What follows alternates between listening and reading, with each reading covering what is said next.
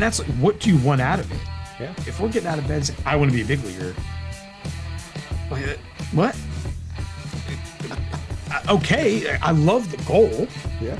But then you're going to have to do a lot. Like you said, you can't miss one of these quizzes. You can't miss knowing what to do on a cut and relay. Because the second you become a liability, you're done. Yeah.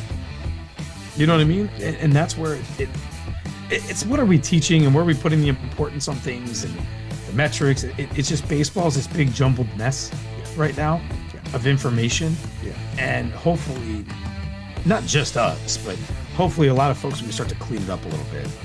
Got to get kids playing again and getting them mentally healthy in the process. And what are we trying to do? Hello, everybody, and welcome to Clearing the Bases, the podcast where we step up to the plate and dive deep into the world of youth baseball. I'm your host, Jimmy Filangieri. You know, on this show, we discuss all things related to the preparation and development of youth baseball players, coaches, and yes, even parents. So sit back, settle in, and get ready to hear from some of the greatest baseball minds out there. Our job is to institutionally make baseball smarter, right? And make players smarter. And it has nothing to do with individual coaches. I'm not going down that rabbit hole, but we are going to take the responsibility that says, okay, we're still going to give this stuff to your players to hopefully lessen your burden of making and developing a smarter player. And then also adding a lot of these quizzes so that, I mean, parents can learn and take these too, because it happens at home, right? Parents always talk about the kids that do best in school. The parents help them and are engaged with their homework and things like that at school. And you have a lot of baseball parents that might not know some of the nuances that you know, or that I know, or that some of our coaches know, and that the folks that are developing our questions in our app know. You know, to be able to reach the highest levels of this game, you got to work hard. You got to get in the cages. You got to do your strength and conditioning. You got to throw your bullpens. There's all of this physical stuff that you need to do, and you need to work hard at it. But don't forget that you also have to get better at the mental side of the game. And one of the ways you can do that is increase baseball IQ by downloading and using the 6-Tool app. For baseball coaches like you, every game brings measurable progress. However, game time isn't the time for trial and error learning. Instead, have a proactive approach. Use 6-Tool, the best baseball player development tool on the market. We provide a platform to level up your coaching strategy by helping you to quickly identify and address your players' knowledge of the game. By using our easy-to-implement interactive player quizzes, you can assess position-specific issues, overall baseball IQ, and much more. Win more games and develop better overall baseball players with effective off-the-field training. Visit us at 6-tool.com. 6-Tool. Get ahead in the game. You've all heard it a million times, the promo that we do in the beginning of the show for the 6-Tool app. And I got to tell you that John Rosen has become a good friend. We talk quite often, and he's been a good source for me as a coach to help me with my players through the 6-Tool app. So I spoke to John the other day, and he told me about his new chief strategy officer, and thought it would be a good idea if we brought him on so that he could talk to everybody about all of the new things that they're doing at 6-Tool. So today we're going to have on Mike Landis of 6-Tool. Welcome to the show, Mike.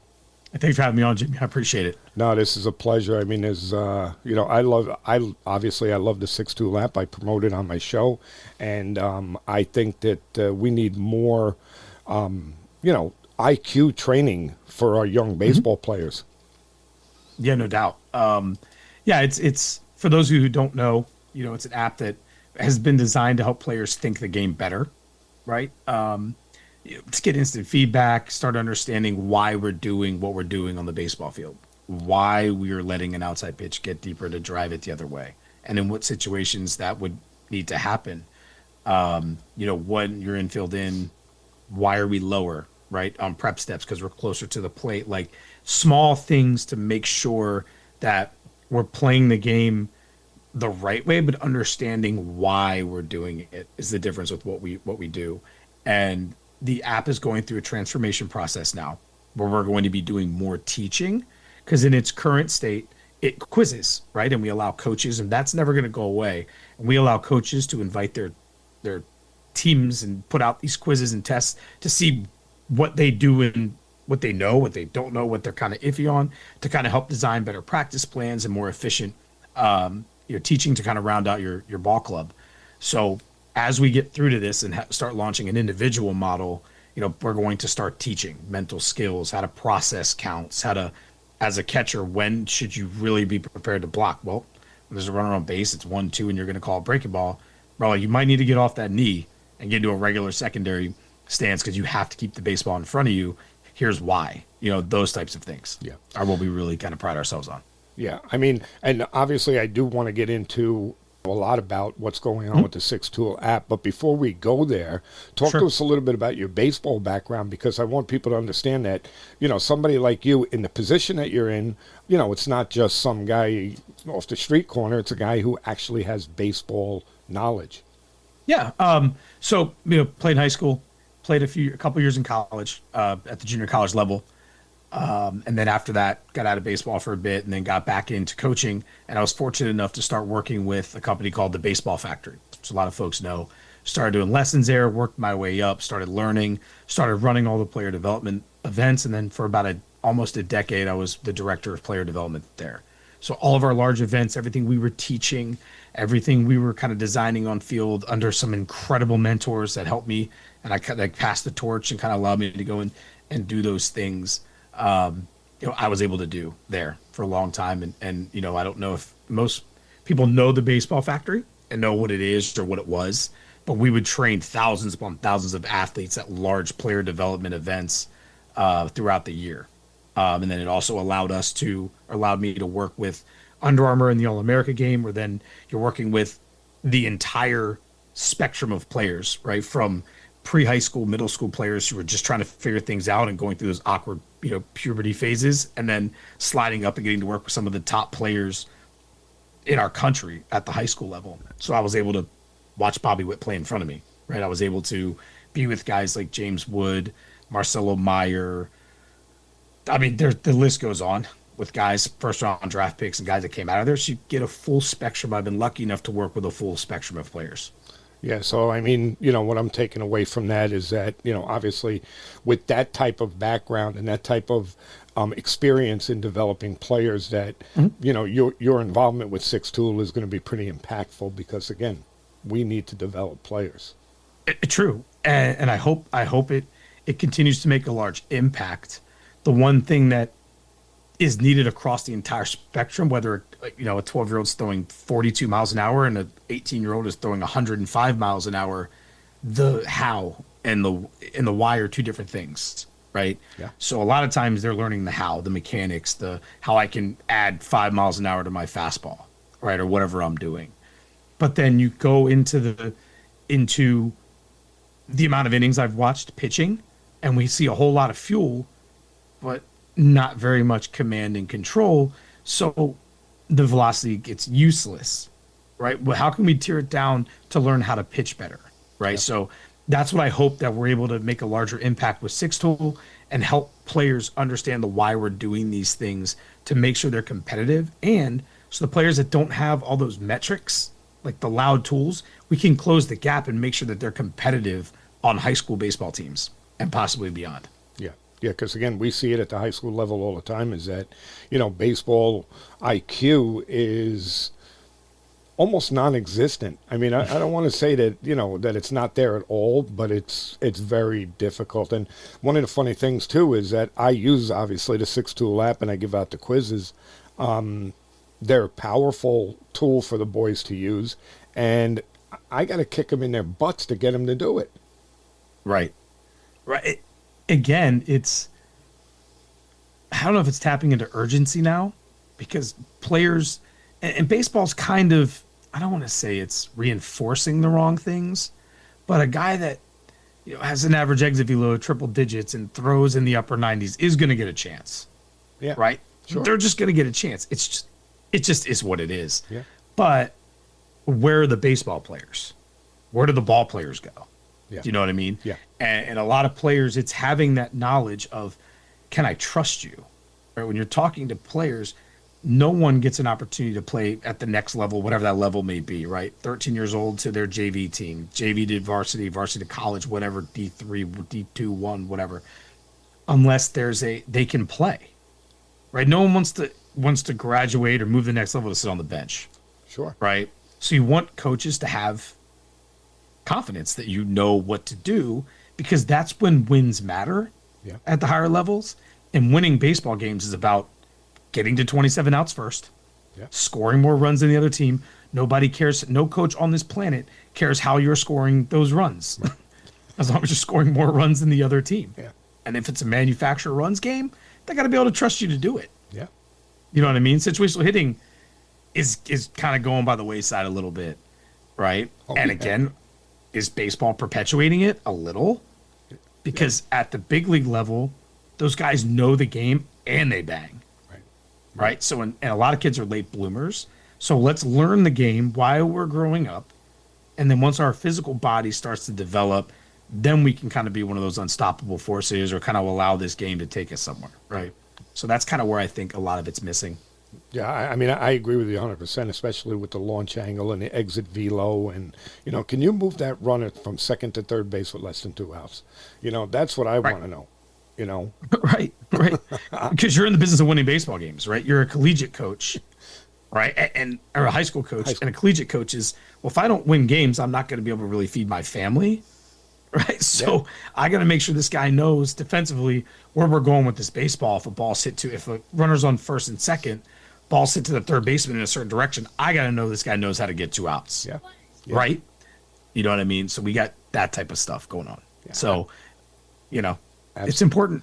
Yeah. It does. Oh my God. It's again, it amazes me, especially, because I'm a little bit older. I've been around for a long time, and it amazes me how this game has progressed to where it is today versus where it was when I was a kid. And, the emphasis back then was on everything that we just talked about. It's the small things that the emphasis on. Nobody was ever looking at anybody to be a home run hitter. It just was not discussed. And it's just, it amazes me how it's evolved to what it is, but, it is what it is. So let's get into the app a little bit, okay? Sure. So I know that, we had John on the show, and we talked about, but I don't think I ever asked him this, so I'm going to ask you. How did the concept of 6-Tool app come to life? How did it start? Okay, so I'm going to tell you the story as best I know it. Okay. So our two founders were John Rosen and Chris Hayes. Yep. So Chris built the app. He does everything. He is a phenomenal guy. He played baseball up to AAA. He was a pitcher, right? So you can make all the jokes you want to. Who knows how much baseball he actually knows? Right? Get out, spin a breaking ball, right? Yeah. So John, supposedly, how it goes is his son was playing at the University of Richmond, and he just saw like bad rundown execution, watched them give up runs and lose in like a conference game or something big, where like bad pop-up priority communication, like balls dropping in the triangle, right? Like right in the middle. And then guys were out of place. They didn't execute a rundown properly. They like were running around with like chickens with their heads cut off. So John I'm pretty sure this is how it operated. And then the same thing was happening back in high school with his younger son. And he was seeing the same thing going on. And he was like, when did we stop teaching baseball? How do Division I college players not know whose ball it is on a ball hit between? Yeah. Right? Yeah. Now, if you go to a player and you say, hey, man, what happened? Like, I didn't hear anybody call it, so I didn't want the outfielder to blow me up. Okay, well, then that's be honest. Okay, I get it. Right? Self-preservation. So supposedly that's how that's how it was conceptualized in his brain. Wow. Or as he saw that and goes, somebody has got to start teaching kids baseball. How do we do it? And the thought process was, why don't I make a coaching tool where coaches can figure out what their kids know and what they don't know, so they can then spend time teaching it, so then it'll trickle up. And as kids are getting better and better and better, we'll start to learn more about the game, and then we'll see less of these oopsies that we're giving up 11 unearned runs in a Division I game or something. You know what I mean? Yeah. So that's how it happened, and that's what I know to be true. Yeah. So I'll let John come on another time and tell the exact story. Yeah, and I mean he may have even told it when he was on. I don't remember, he was on a while ago.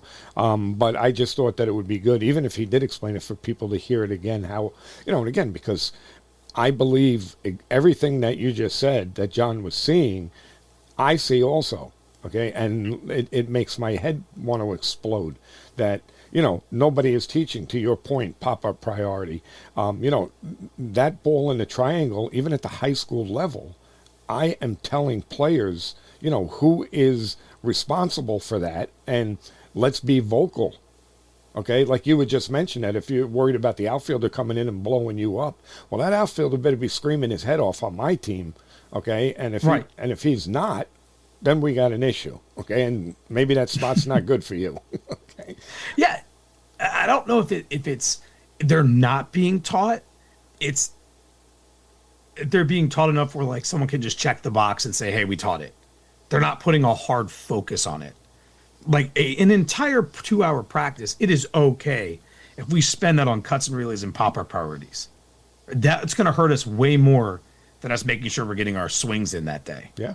Do you know what I mean? Oh, absolutely. And it's a commitment to the little things, yeah, and a commitment to the parts of this game that don't change. Yeah. Right? We can say the same thing that we're complaining about now about base running. It's a lost art. Yeah. Nobody wants to do it. When I was coaching in college at a Division III school here in Maryland, our first kid, it's a double, he's a catcher, in our first fall scrimmage game, just crushes a double. Oh, unbelievable hitter. Gets to second base and starts jogging off the field. Where are you going, dude? Courtesy runner. Not at this level, my guy. You want to come out of the game? He goes, oh, my bad. I just figured. You figured what? You're a catcher? Yeah, I know. You have to run bases at this level. Yeah. I sounded like the coach from Major League. Like we wear sleeves at this yeah. in this league, son. Like I was like, bro, catchers run at this level, my guy. Like get back there and let's run bases. Yeah. Okay. Yeah. So it's just they're not taught because they're taught. It's just not, the emphasis isn't on those types of things right now. Well, I'm going to interrupt you there for a second because I can actually sum that up for you. It's called accountability. All right. Mm-hmm. So yeah, coaches go through and they may teach them. Okay. And they may say, okay, like you said, check the box. Yeah. Okay. We went over that. Yeah, we did. No. If you're not doing it right, I'm holding you accountable. Okay, it was like we were just talking about the app and me giving it out to my players, and I have to stay on top of them to make sure they get it done. Well, if you don't get it done when you come to practice, I'm going to have a present for you. Okay, and it's not going to be a nice one. All right, I'm going to hold you accountable, and that's the way players learn. If you're not holding them accountable, then it goes in one ear and out the other, right? Yes, it does, and it's holding them accountable to what they can control. Right? We talk about this game is. You've got to be really good at the things you can control. We control practice. Yeah. Right? We control preparation. Infielders control their prep steps. Yeah. That's a controllable. Do they control whether the ball's going to get hit to them? No.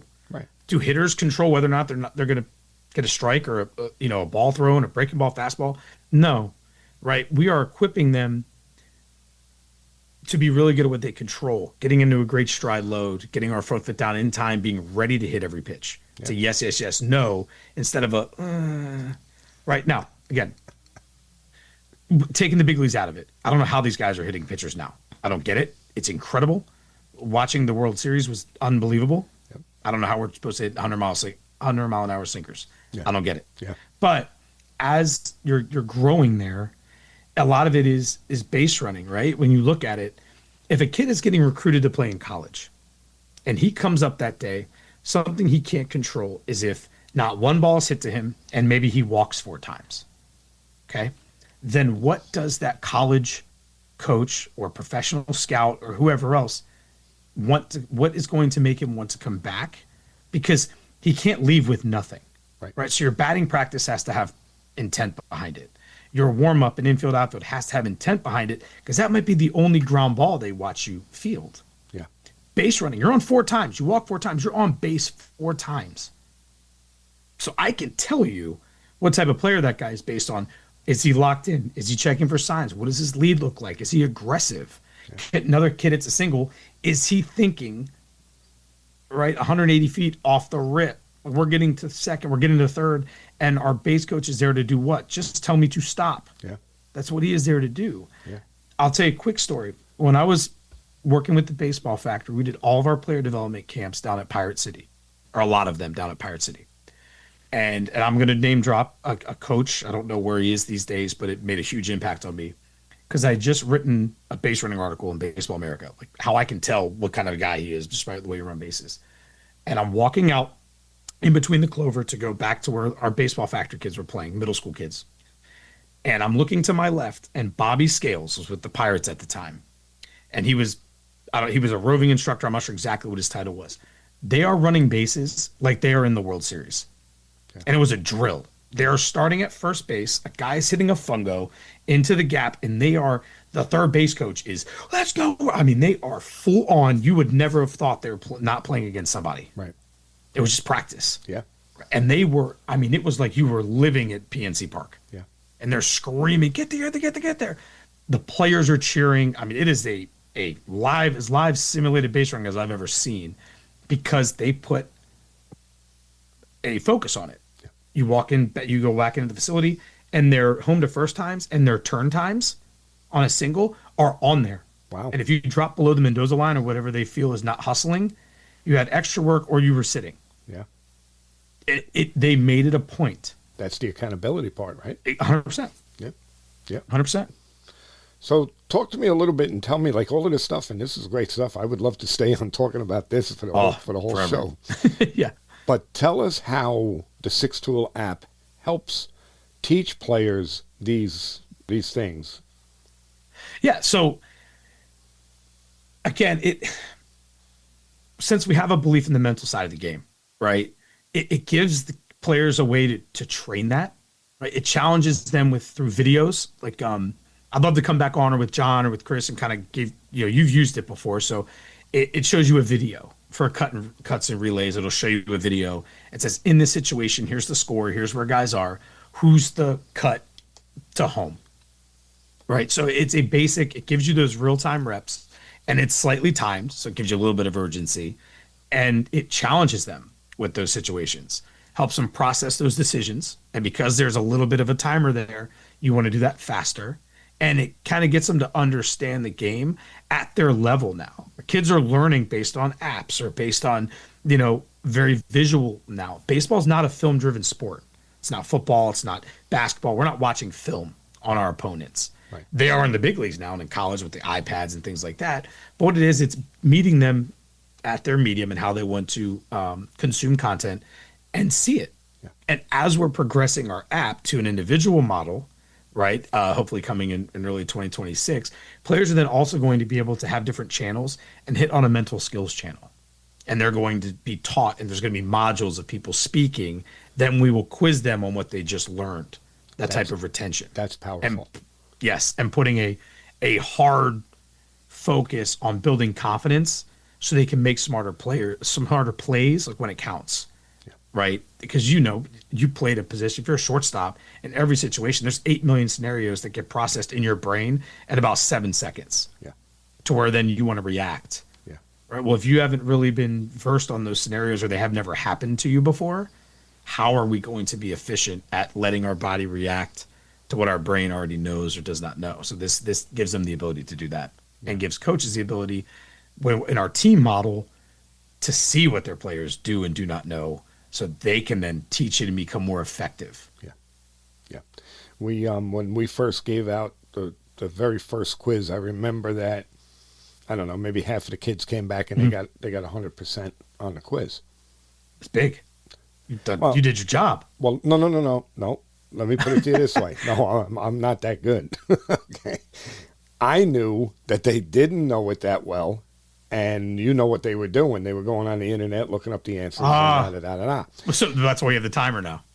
Well, yeah, okay, so that's great that you have the timer, because I don't think that was there when I first gave it out. Or maybe it was, and maybe they're quick. I don't know. But I wouldn't doubt that. Yeah. Those thumbs work. But I explained to them, I said, guys, I said, look, I said, I want to know where your weaknesses are. Don't, you're not helping yourself by going on there and looking up the answers and, okay, I got it right. Just to, again, like you said before, just to check that box. Because I can make my practice plans based on what I see the guys are lacking. And I think that's like one of the best ways to use that app. For sure. When we look at players in the scouting world, right, we know who you are. Like, we want players to showcase and shape their game and play to their strengths. That's human nature. We want them to do that. We just need them to be competitive at their weaknesses, right? I had a horrible arm, right? I had a D30 arm. It wasn't great. I never really worked on it. It was not a good arm, right? I had a decent glove. But so, get to college, like, boom, you're a second baseman now. This is the way it worked. Yeah. And which is fine. But my hands were quick enough, like within a David Eckstein, right? We're quick. Everything else, we're playing to our strengths to be competitive enough at where my weakness lies. And with a lot of it, we can't let the IQ stuff be a weakness. Right. Because it's a controllable. Physical errors are going to happen. You're going to watch a fastball right down Main Street, and you're going to get frozen. It is the way that this game operates. Yeah. Right? Physical errors, make your errors physical. Right? You're going to have a couple mental brain farts every now and again, of course, but let's not be weak at what to do when a ball's hit to me. Right? Let's make it a point to strengthen our knowledge of the game. Yeah. And that's where a coach like yourself can implement how the app works to make sure you've done everything to give your team the best chance to succeed. Yeah. Right. And that's what I think. And first of all, I appreciate you continuing to use it. Yeah. Right. And using it through this process, because it's just going to get better. And I'm excited for you to see all the stuff that's coming out of it. Yeah. I mean, like I said, when I first heard it, that's why, or how I got John on the show, because I don't remember exactly how we got in touch with each other, but it doesn't matter. But when I first saw it, I was like, every coach in the country should be using this. If you're not using this, then, I don't know what to tell you. Then you're not trying to win. I'll tell you that. Exactly. It's not something that, and we've now made it really easy where when the players get on it, we're sending the quizzes out. You can get on and send your own quizzes out still, but we are sending out general knowledge quizzes, and we're taking the lifting off of the coach's shoulders to make sure that we're affecting the most players, right? Because if a coach forgets to do it or doesn't want to create the quiz for his players and send it out, well, we're going to take that on to say there's no reason, because our job is to institutionally make baseball smarter. Yeah. Right. And make players smarter. And it has nothing to do with individual coaches. I'm not going down that rabbit hole, but we're going to take the responsibility that says, okay, we're still going to give this stuff to your players to hopefully lessen your burden of making and developing a smarter player. And then also adding a lot of these quizzes so that, parents can learn and take these too, because it happens at home, right? Yeah.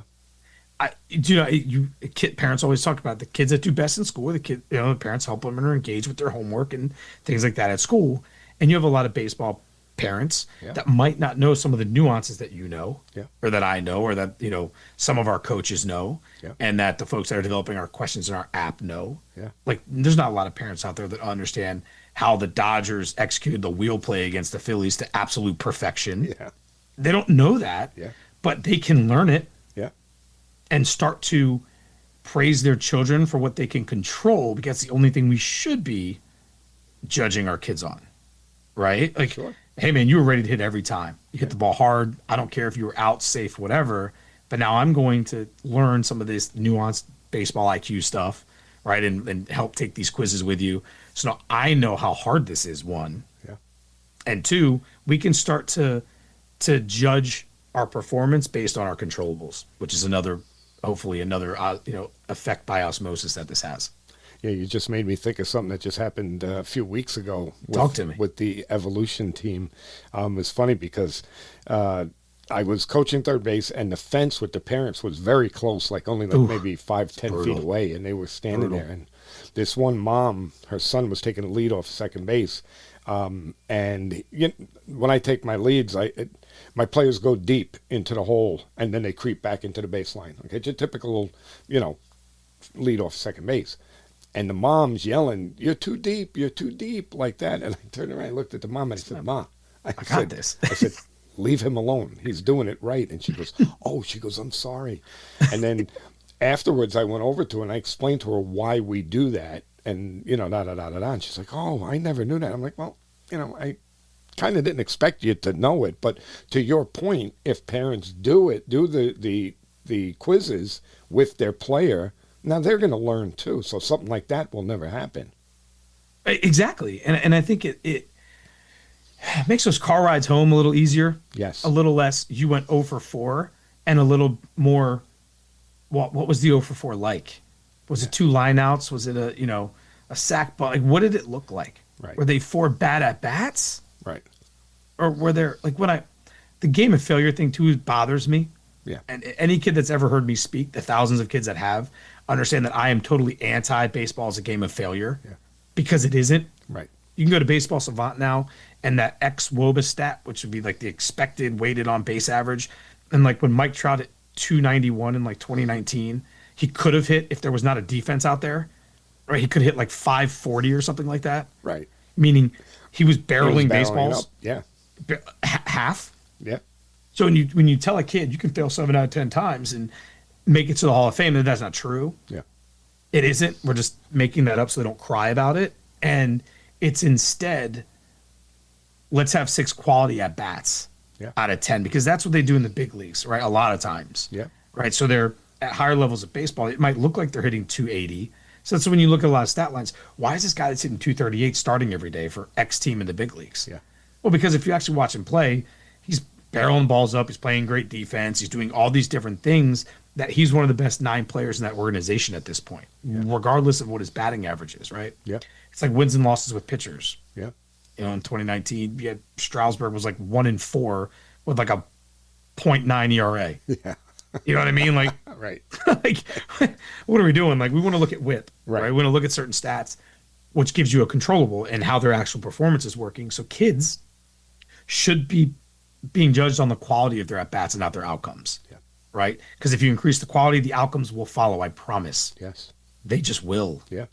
Yeah. You know what I mean? So hopefully teaching that to parents. We're going to have a whole module on positive parenting and what we should focus on and what metrics matter and when those metrics matter. Yeah. You know, I don't care how hard your 10-year-old throws, because it doesn't matter. It's fake. Yeah. It doesn't matter. Sure. I'm glad he throws hard. Good for him. Little Johnny, good for you, my guy. Right. Keep it going. Talk to me when you're 15 or 16. Right. Like, Yep. fine, Yeah. but it's when do these metrics matter? Yeah. And then that's the hardest thing, I think, because we're parents. We want our kids to be good, right, and happy. Yeah. And, but hopefully this helps build that. I can tell you, I don't think that the metrics matter even at the high school level. I really don't. Maybe when they get to college, high level college, because even lower level college, what do the metrics matter? They really don't. All right. You know what? I'll give you a little bit on exit velocity, because if you hit the ball hard, and you consistently barrel balls up hard, then that's kind of a good metric, because like you had just said, eventually that ball's going to drop. It's going to be good things. Mm-hmm. But, on a whole, you know what? And again, maybe it's because I'm older. My eyes don't lie. That's true. I know what I'm looking at. You know what I mean? Right. I don't need a metric to tell me, whether or not this kid is good. Because, and a perfect example, I'll give you a kid, from my high school team from last year. The kid's throwing about 85. He was which is above average. Yeah, he was a junior last year. He throws average. hard. Okay. He throws really hard while he's walking every batter. Okay. So what does that metric mean? It means nothing. You know what I mean? Right. It's translation, right? It's, can you throw hard with great stuff and have command? Yeah. Right. It's not kind of throw really hard. Great. Because if you throw really hard, that's fantastic. Yes, we're going to give you a shot. But then there's a lot of guys in the complex league right now that throw 100 miles an hour that will never see anything outside of low A and get a shot because they can't throw a strike. So it doesn't matter. Yeah. Or it's flat, or they can't, or if you dial it back to 96 and learn how to pitch with movement, that's when you start to explode through, right? Yeah. I mean, it's the same way. It's all relative, right? The average high school fastball is 80 miles an hour, 81 miles an hour, something like that, 80, 81. So your kid's throwing 85, great. You're well above average. You're above average. Yeah. But can you make 85 work for you? Because if you could, you'd be playing in college somewhere. Yeah. Legit. Yeah. 85 with command, with a fastball, changeup, whatever, something else, you'll be able to play this game, at least have it help you get a degree. Yeah. Yeah. And that's like, what do you want out of it? Yeah. If we're getting out of bed, it's like, I want to be a big leaguer. What?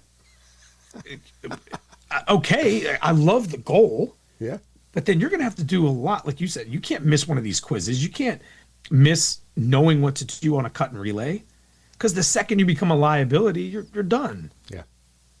You know what I mean? Yeah. And that's where it's what are we teaching and where are we putting the importance on things and the metrics. It's just baseball is this big jumbled mess right now of information. Yeah. And hopefully, not just us, but hopefully a lot of folks, we can start to clean it up a little bit. Yeah. Kind of get kids playing again and getting them mentally healthy in the process. And what are we trying to do? Yeah.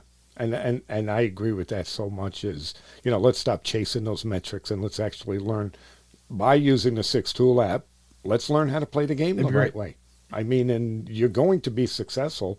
I've said it a million times, and I know people on the show are probably getting sick of me saying it, but I'll take a kid with marginal ability and a very good mental approach, very good baseball IQ, over a kid that's very talented and, doesn't have those intangibles.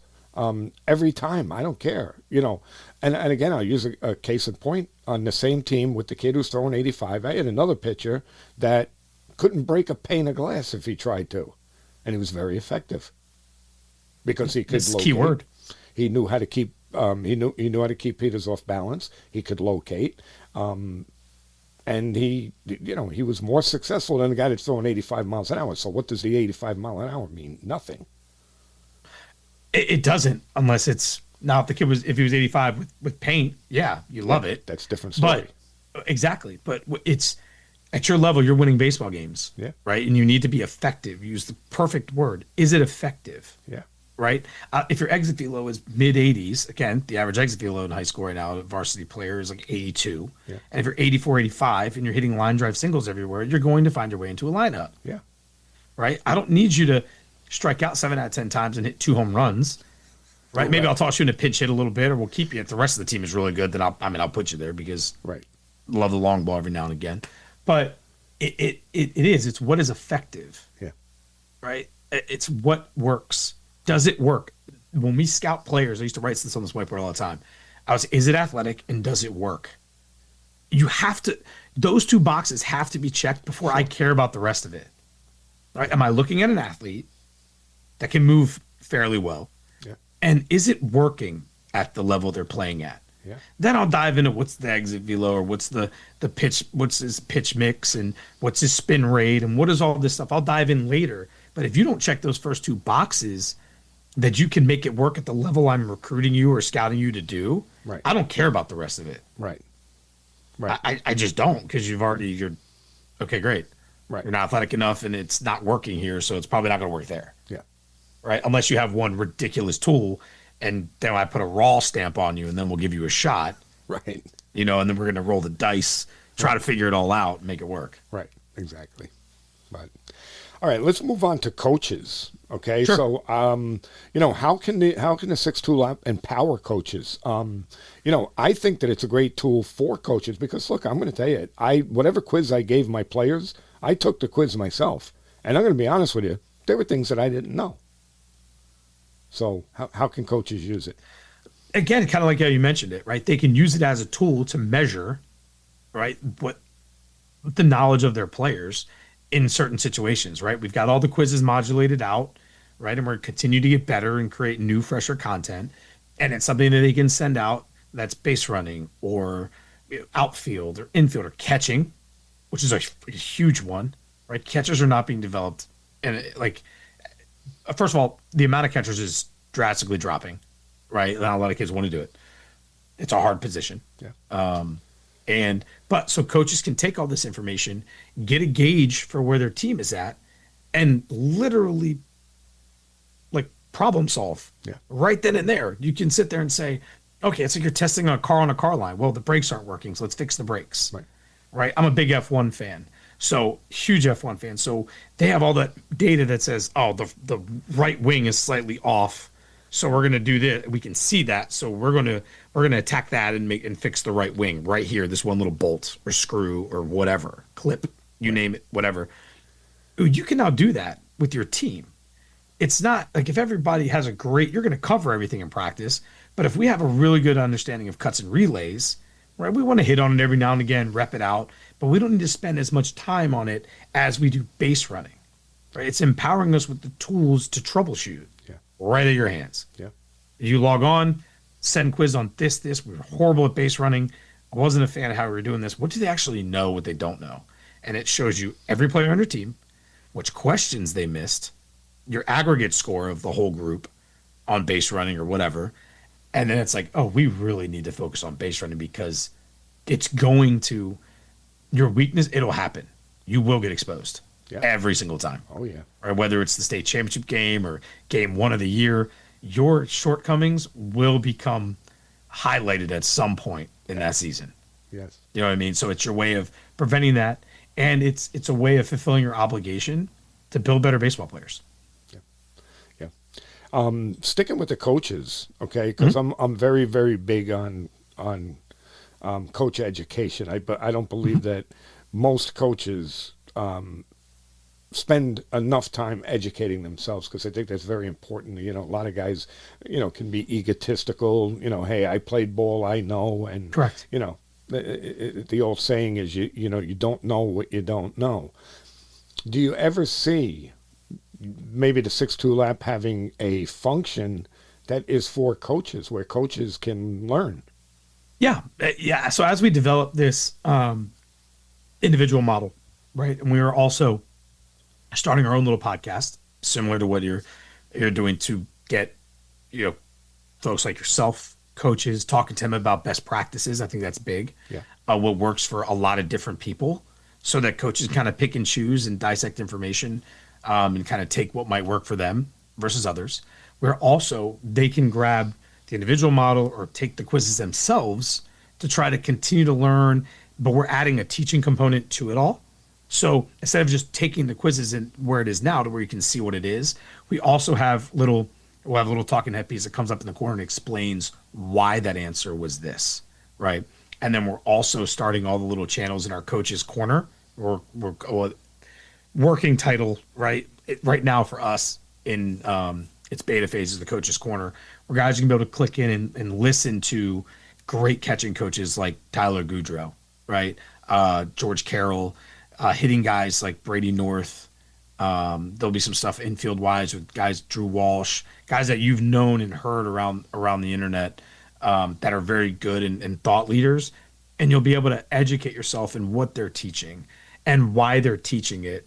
And then my favorite part of it, we are going to develop leadership and development content, which will have I believe building rapport with your athletes is the most important thing. Absolutely. Right? Because, again, you don't know what you don't know, but you know a lot, right? It doesn't matter what you know if you can't effectively communicate it to your athletes. Yeah. Right? That's my biggest thing. We want to connect before we do any correcting. Yeah. And there's going to be different content pieces and different things on our social media channels and, our YouTube podcast and just our YouTube show that will kind of tackle a lot of those topics, a lot of those things. Yeah, I love that. And I love what you just said, because it goes to, how I end the show. People don't care how much you know until they know how much you care. Right. That's the whole coaching in a nutshell. I mean, you have to connect with your players. We're coaching the person, not the player. The X's and O's. Yeah. I mean, everybody teaches X's and O's for the most part the same way, little variations here and there, but they don't change much. But how can you connect with your players? Can you connect with your players? That's huge. It comes down to simplicity. Like, I am only successful if they are, period.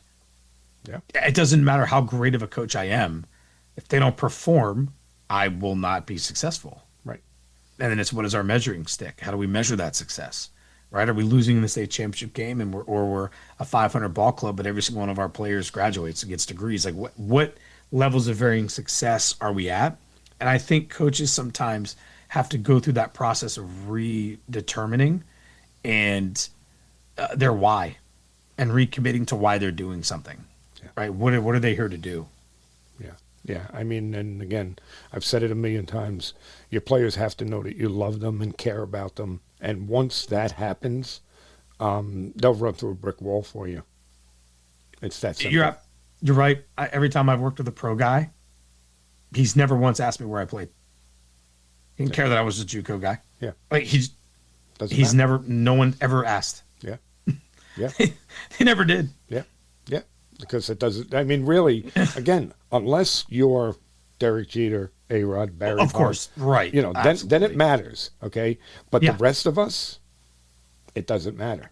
Okay. It doesn't matter whether we played, we didn't play, we played high school ball, college ball, maybe some professional baseball.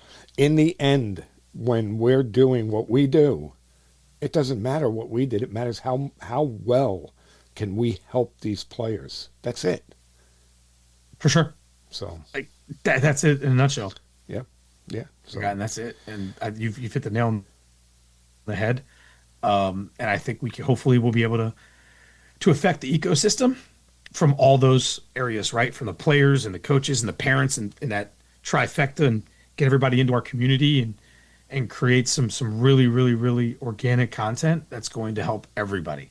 So well, I got to tell you, I love those, these new parts of the app that you're putting out there. This is going to be good stuff. I mean, to be able to click that and, want to see a video on, hitting, okay, and have something that you could look at and say, oh, okay, I could do this, that, and the other thing. Again, it's a powerful tool for coaches. yeah, and we will always focus on why. Right. And empowering coaches to answer the why, because we want our players to ask us questions. Yeah. I don't want a guy to be quiet and just do what I say. Yeah. I want them to challenge me. I want them to ask why we're doing something. Yeah. So they can obtain mastery at it if at all possible. But yeah, so there's going to be a lot of that really, really strong content where we're going to explain why we do things. Yeah. Yeah. That's When, fantastic. it's my favorite part of it. Yeah. So, baseball technology, development technology, how do you see it progressing over, say, the next 5-10 years? Ooh, man. So this is AI too, right? Yeah. Oh man. So it's such a slippery slope when you think about it, right? Because the ball flight data, the TrackMans, the Rapsodos, those are important, right? I love them. I love TrackMan. I love Rapsodo. I think they're very good tools when used properly. Yeah. Right. When we're looking at spray charts and things like that, I think they're very effective and helpful. And, like you said, you want, earlier we were talking briefly about tee work.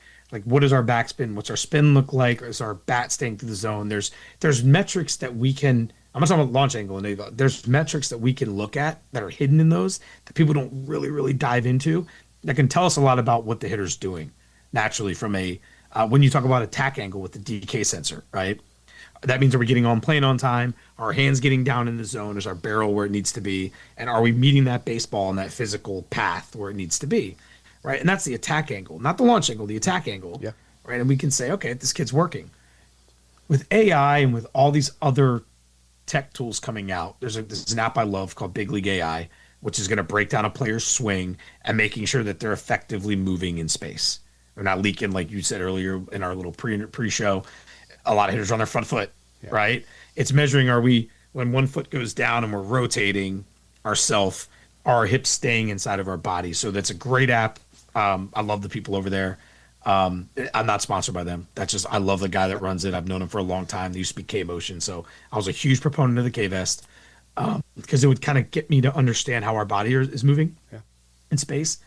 So it's such a hard question to answer because there's things that are going to work and things that are going to be eyewash. Right. And it's really hard to differentiate. I think it kind of is, does this have utility for what I'm teaching? And does it help, I think individually, does it help my message? If it doesn't, scrap it. If it does, use it. And then if it really does, then embrace it. Because we're going to have to embrace it as a community because it's coming. Yeah. Like the AI stuff. And I love Win Reality too. It's a really strong, it's good. Yeah. It works. So it's tough to answer it, but I hope That was enough. No, no, I mean, it's coming. It's like the tech in baseball's coming. Yeah, it's good. But for somebody like me, and that's kind of why I asked you the question, because I have to fight to stay up to date with the technology. Like I had said before, I don't need all of these metrics to tell me what I'm looking at. Well, right. I can't be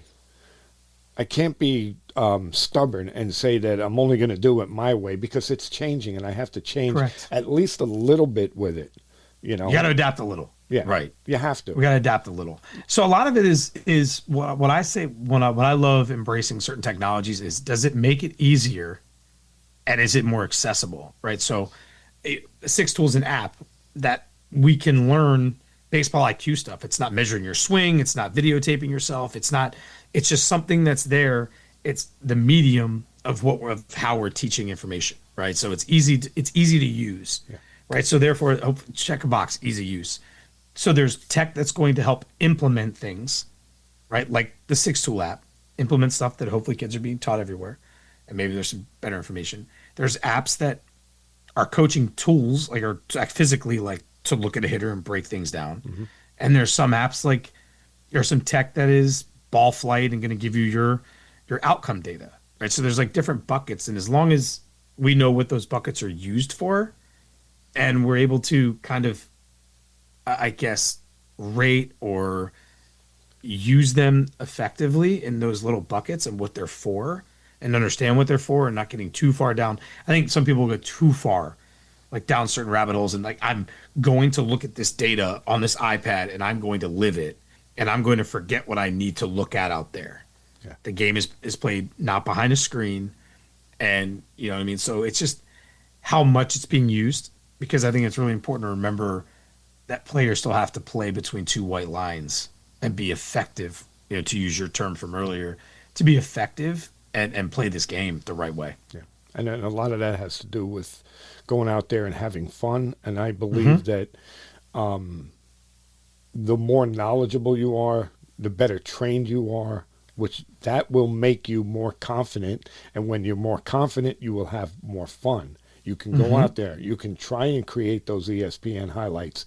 You could enjoy the game. Okay, but we have to start at the bottom. And again, one of the things that really appealed to me with the Six Tool app is the fact that it works on the mind. It's not one of these apps, like you said, that's giving you metrics and, telling you, where your hand should be and are you rotating right.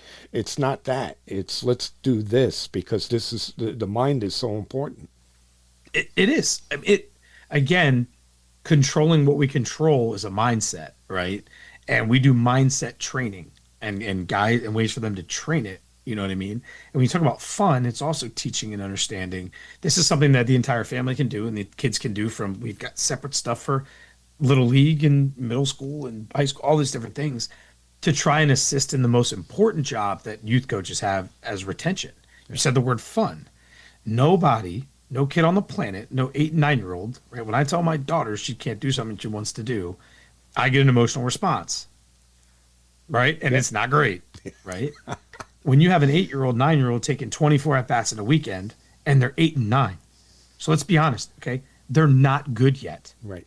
Sure. They're good at their level, great. Relatively, they could be great, awesome, right? But you're not good yet in the realm of things because nobody cares what you're doing when you're 8, 9, except for your family. Right. Now, do I want you to be confident? Absolutely. Do I want you to compete? Absolutely. Do I want you to hustle? Absolutely. But do I need an 8-year-old or 9-year-old to not act 8 and 9 when they go 0 for 24 that weekend? Right. Right. And that's the hard part. Then it becomes not fun. Right. Because they're getting yelled at all the time. Right. Right? Yeah. So now it's not fun. Now the job of retention is lost among youth coaches. Sure. And that's the most important thing. Yeah. Right? Is retention each year. We need more baseball players, right, in high school. We need more baseball players at 12 after they were 11. We need more that are 13 and 12, it just kind of cascades up and down. Retention, fun, right? Confidence is fun. Yeah. And hopefully we can help in building more fun, yeah, right? Building a stronger relationship between a player, a coach, their parent, whoever else, as a kind of a side effect to our medicine, I guess, if for lack of better terms, and keeping it fun. Yeah. And it's a game at the end of the day. And we don't want it to create stress until it has to create stress when we're trying to make it a job. No 9-year-old should be making this thing a job. No. They should work hard. No. And they should do the right things, but they shouldn't make it a job, and their identity shouldn't be tied to it at that age. Yeah, I think that baseball is developmental all the way up until the varsity level in high school, because at the varsity level, winning becomes important. You have to win. Otherwise, you will lose your job as a varsity coach. Right, right. So winning matters at a certain point. It does. Yeah, but that doesn't mean that you're still not developing players. Okay, but the emphasis becomes different. But prior to that, all baseball should be developmental. Your win should not matter. My Evolution baseball team did not win a game all fall. Not one game. But you want to know something? If you took a snapshot from September 3rd or whatever it was when we started to the end of October when we finished it, and you took a snapshot, it's two different teams. They were so much better at the end than they were in the beginning, so they developed. And that's the goal. I didn't give a crap about the wins. Were the boys learning? One of the last things they did, and again, I was very proud. I had a big smile on my face. They got a kid in a rundown between home and third. One throw, tag. Oh, that's big time. One throw, huh? Okay.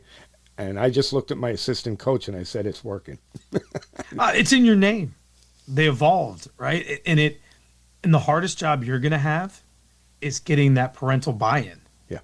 Right? We are going to I want to know where your kid's going to be when he's 13, 14. How old is your club? They're 6, 7. I have some 11-year-olds, so they're 11, okay. So 11 to 13, middle school players. Yeah, they're middle school. We want them to make their JV team. That's the goal. Winning now is not important. I want them to utilize this sport for what athletes are supposed to utilize their sports for in middle school. If they stop playing in high school, to use some of what they learned and some of those tools to become more hireable individuals and all the great things, intangibles we try to create. But my job is to make them good enough to make their JV team and pass them off to somebody for whatever, right? That's my job. My job is not to win games this fall. Right. If your job as a parent, if you want me to win games, well, then you're not going to allow me to get your son better. Right. Right. Because you're not worried about my outcome. Right. My outcomes and my wins and losses when they don't matter yet. Exactly. You know what I mean? I'm trying to create a positive experience for your kids. And that's the important part. And I got to tell you something. God bless these people, the parents. God bless them, because I sat them down before we started, and I told them, I said, if you're coming here thinking we're going to win, all of these tournaments and, rings and all of this, I said, it ain't going to happen. I said, I'm going to tell you that right now. I said, but what I will promise you is we're going to practice 3 days a week. Then we'll play maybe a game on the weekend. Maybe there'll be weekends where we don't play. Maybe I'll give the boys off. Maybe we'll practice on the weekend. But I promise you 3 days a week, and we're going to teach the boys how to play the game. And these are the players, because it's a new program, and you know how this works. New program, people weren't running to come to us. They're not. They're already, wherever they are. So we got the kids that really, they got cut, or they were sitting on the bench, or the coaches were beating them up. And those are the kids that we got. And I got to tell you something. By the end of the season, the parents were very, very happy. They bought in. They could see why that works, practicing 3 days a week and, not playing too many games. They could see it. So it was all a positive thing. But this winter, when we work out, the 6-tool app will be part of our winter training. I love that. Yeah. I love that. We should come up. We should try to work out a time to come up and work with your players. I love to work with them and go through kind of we have a model with a couple camps that we're doing where it's part of a teaching rotation. Yeah. And I would love to come up and work with the players and talk to them about this stuff. Because again, you're taking a controllable approach, which is very, very important. Yeah. And it's where we finish, and it's our journey and our process, and not necessarily winning right now, because winning is always a Band-Aid for what's really going on underneath. Sure. Right? I mean, shoot, ask my Commanders right now. Oof. So our starters are good. Well, wait There's a minute. None of them left. Wait a minute. They're all hurt. Wait a minute. I'm a Giant fan. I don't want to hear anything. Right? Things are going cool for a couple weeks. Yeah. It's got to be ran through too many walls. Yeah. But when you look at it, winning is a Band-Aid, right? It's a crutch. Hey, we're winning though, so we're winning. Yeah. Right? It's like, well, okay, great. So what happens when these players go their own way, they're in high schools and they're not making teams? What did you win? Right. You know what I mean? And it's just defining your why. Yeah. Right. Your why is I'm going to build great high school baseball players. Yeah.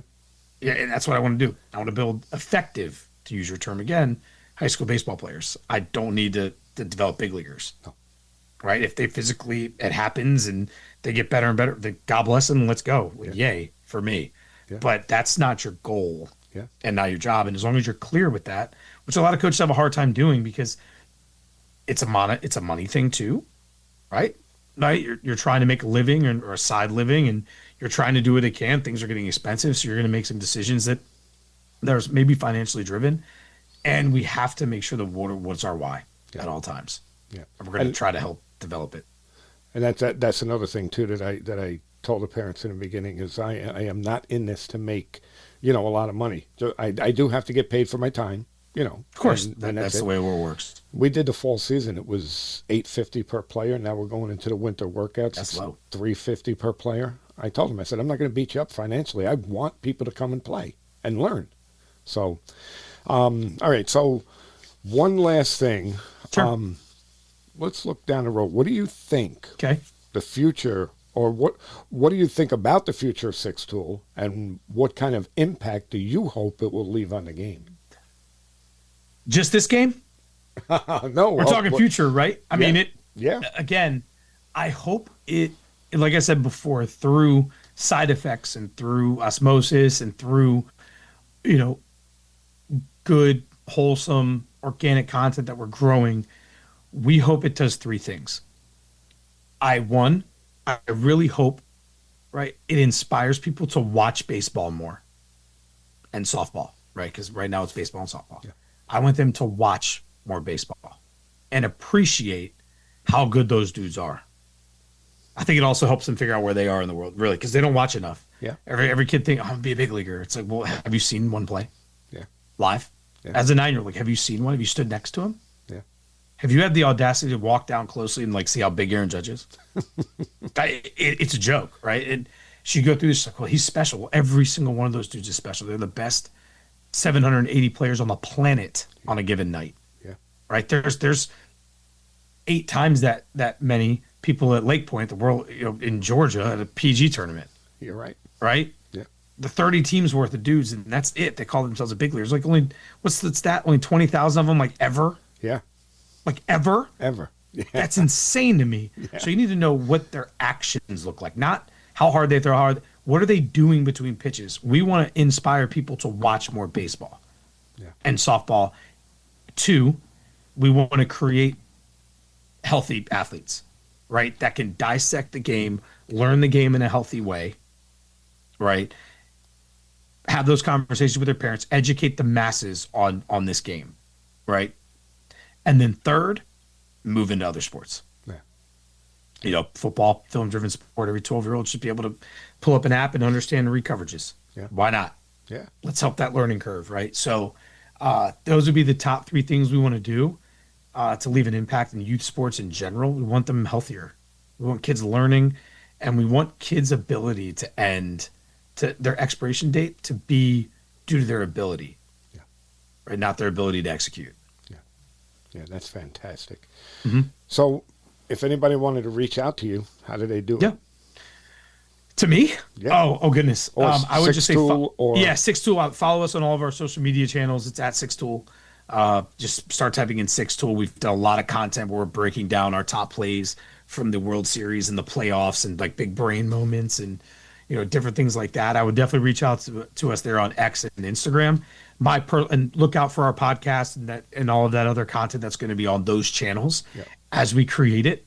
If you want to follow me personally, you'll see me liking a bunch of that stuff. But from a personal aspect, I'm horrible at posting on social media. I'm bad. I repost other people's stuff, but I don't. So just follow us on Six Tool. You'll see my face everywhere. You'll see Tyler and follow some of our coaches and things like that. But I would just push everybody to our Instagram page and our X feed and Twitter X, whatever it is now, and all that stuff. TikTok is starting to become a really good medium for us to reach people with some short form, which we're excited about. to kind of just trying to get people to the right place. But I'm excited to do our show, and I'm excited to interview you on our end of it and get into the brass tacks, some other things. And on one of our on a couple of our segments we're doing, we're going to get like really real. Right. Like real. Like we're going to peel back some Jimmy layers here. So I'm excited to start all that stuff and interview some ex-big leaguers, interview some thought leaders and some like corporate professionals and kind of how it correlates. And we're excited for that. But stay tuned to all of our social media channels. Just go in there and search 6Tool, the number 6 TOOL. It'll pop up, and you'll reach us that way. That's fantastic. And our website 6-tool.com. When do you expect the podcast to hit the airwaves? It's a great question. Soon. I have the equipment. Like above me, you can't see it. I can pull down like a mic that looks kind of like yours right now, sitting here. We did like some test runs. And we're trying to figure out like, how to make the Opus clips work and how to do the podcast. I might reach out to you on the side how to do it. I was just going to say, any help you need, please reach out. Yeah, we're learning from scratch on this. We've a couple unbelievable brand people that are helping us and trying to keep it light and you should do this and not make it super teachy. So we're trying to find our voice there. But I would imagine the first one airs on our YouTube channel, and you'll see some clips for it on social media probably within the next week or two. Oh, great. Yeah, we're gonna just kind of start throwing things at the wall, see what sticks. Oh, fantastic. I want fun conversations. I don't want I want people to really enjoy listening to it, have a laugh, get serious. I want an emotional roller coaster. Yeah. Kind of what I want. So we'll see, man. We will see. Well, I wish you all of the best with that. And like I said, you're the best, dude. If you need any help, just, I'd be happy to help. So absolutely. Jimmy, I appreciate you having us. I really do. I'm excited. I love what you do and what you're preaching. And I hope to see you in person in the future. I hope you're at the ABCAs. Oh, I'll be there. Or something like that. We're there too. So maybe that's what we're going to have. We're going to put you on a couch. Oh, jeez. And we're going to put a mic in front of you and we're going to let it rip. So it'll be fun. I look forward to it. Absolutely. So I look forward to meeting you in person. And again, you're doing great things. I hope the best for Evolution Baseball as well. And we'd be happy to get up there and work with your guys as well.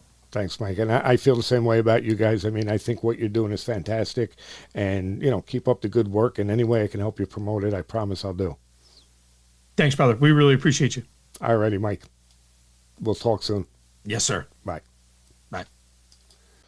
So there you have it.